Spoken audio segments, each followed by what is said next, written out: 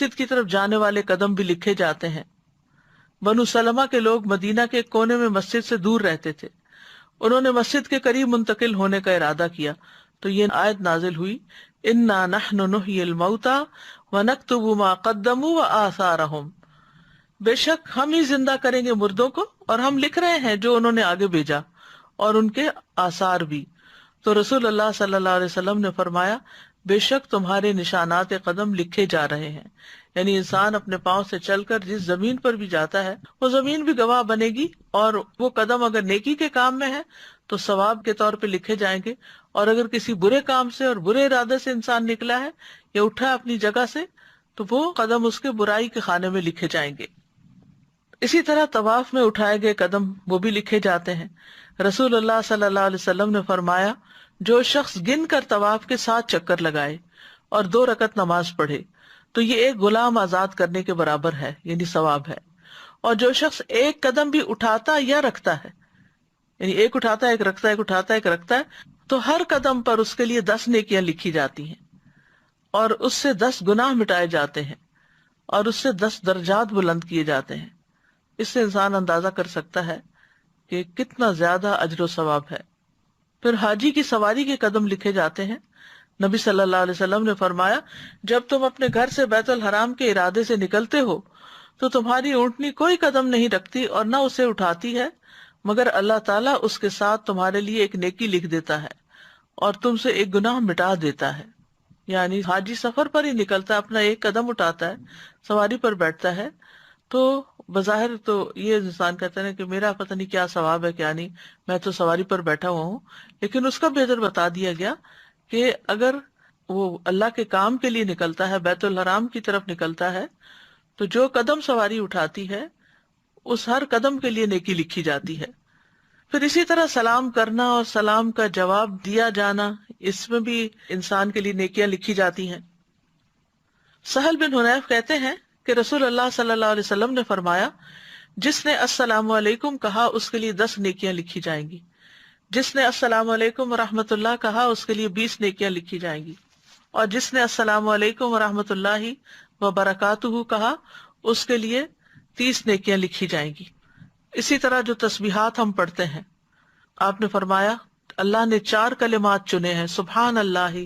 والحمد للہ ولا الہ الا اللہ واللہ اکبر۔ جس نے سبحان اللہ کہا اس کے لیے 20 نیکیاں اور 20 برائیاں مٹا دی جاتی ہیں، جس نے اللہ اکبر کہا اس کے لیے بھی اسی طرح، اور جس نے لا الہ الا اللہ کہا اس کے لیے بھی اسی طرح، الحمدللہ کہا اس کے لیے بھی، یعنی 4 کلمات پہ ہر کلمہ کہنے پر یہ نیکیاں لکھی جاتی ہیں اور ساتھ برائیاں بھی مٹائی جاتی ہیں۔ اسی طرح گھر والوں پہ خرچ کرنے اور مریض کی عیادت کرنے کا ثواب بھی لکھا جاتا ہے۔ رسول اللہ صلی اللہ علیہ وسلم نے فرمایا، جو شخص اللہ کی راہ میں اپنی زائد چیز خرچ کر دے تو اس کا ثواب 700 گنا تک ہوگا۔ تو اگر ضرورت کی چیز خرچ کرے تو کتنا زیادہ ثواب ہوگا۔ اور جو اپنی ذات پر اور اپنے اہل خانہ پر خرچ کرے یا کسی بیمار کی عیادت کرے یا کسی تکلیف دہ چیز کو راستے سے ہٹا دے تو ہر نیکی کا بدلہ اس کے مثل 10 نیکیاں ہوں گی۔ اسی طرح جانور کی خوراک کے دانے کے بدلے نیکی لکھی جاتی، یعنی اگر آپ میں سے پرندے ہیں وہ ہو گئے یا ویسے آپ نے کوئی جانور پالے ہوئے ہیں تو جو بھی چارہ ان کو کھلاتے ہیں ہر دانے کے بدلے نیکی لکھی جاتی ہے۔ روح بن زمبا کہتے ہیں کہ ایک مرتبہ وہ تمیم داری کے ہاں ملاقات کے لیے گئے، وہاں پہنچ کر دیکھا کہ وہ خود اپنے گھوڑے کے لیے جو کے دانے صاف کر رہے ہیں، حالانکہ ان کے اہل خانہ بھی وہیں تھے۔ روح ان سے کہنے لگے، کیا ان میں سے کوئی یہ کام نہیں کر سکتا، انہیں گھر والے نہیں کر سکتے؟ تمیم نے فرمایا، کیوں نہیں، لیکن بات یہ کہ میں نے رسول اللہ صلی اللہ علیہ وسلم کو فرماتے ہوئے سنا کہ جو مسلمان اپنے گھوڑے کے لیے جو کے دانے صاف کرے پھر اسے وہ کھلا دے تو اس کے لیے ہر دانے کے بدلے میں ایک نیکی لکھی جائے گی۔ پھر اسی طرح اللہ کے راستے میں رکھے گئے جانور کے آثار لکھے جانا۔ پہلے زمانے میں تو ظاہر ہے کہ جانوروں کے اوپر سواری کی جاتی تھی، آج کے دور میں گاڑیاں ہیں، تو اسی اعتبار سے جو شخص نیکی کے کاموں کے لیے اپنی سواری رکھتا ہے تو اس کے لیے اسی طرح اجر ہے۔ پھر اسی طرح لوگوں کو معاف کرنا لکھا جاتا ہے۔ رسول اللہ صلی اللہ علیہ وسلم نے فرمایا، تم سے پہلے آدمیوں میں سے ایک آدمی کا حساب لیا گیا تو اس کے پاس کوئی نیکی نہیں تھی مگر یہ کہ وہ لوگوں سے لین دین کیا کرتا تھا، وہ مالدار آدمی تھا، اپنے غلاموں کو حکم دیتا کہ وہ تنگ دست سے درگزر کریں، یعنی جو حالات تنگ ہے، نہیں دے سکتا قرضہ، واپس نہ دے، یا کوئی چیز خریدنا چاہتا ہے اور پیسے نہیں ہے اس کے پاس، تو اس کو چھوڑ دیں، آدھے چھوڑ دیں، پورے چھوڑ دیں۔ اور اللہ تبارک و تعالیٰ نے فرمایا ہم اس بات کے زیادہ حقدار ہیں کہ تم بھی اس سے درگزر کرو، یعنی فرشتوں سے کہا کہ تم بھی اس سے درگزر کرو۔ پھر اسی طرح لوگوں کی تکلیف پریشانی دور کرنا یہ بھی لکھا جاتا ہے۔ رسول اللہ صلی اللہ علیہ وسلم نے فرمایا جو شخص کسی مسلمان کی کسی پریشانی کو دور کرتا ہے اللہ تعالیٰ قیامت کے دن اس کی پریشانی کو دور کرے گا، اور جو کسی مسلمان کی پردہ پوشی کرتا ہے